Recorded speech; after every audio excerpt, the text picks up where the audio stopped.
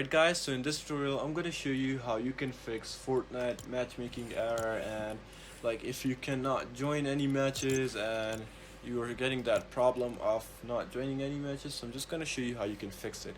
First up, you need to swipe into your items or maps menu. Right over here you'll see the option of custom key, and make sure there is no custom key set up right over here. Okay, there's none. Just simply press on cross and then accept, and make sure there is no custom keys. Alright, and after that you just need to go to your Fortnite settings. Just simply press on your profile and then settings.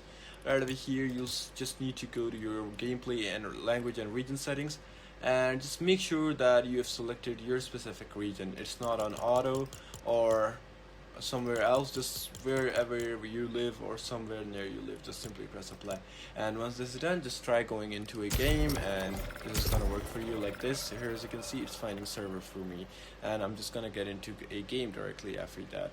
So yeah, this is pretty much it. I hope this trick actually helped you out. I'll see you soon next one.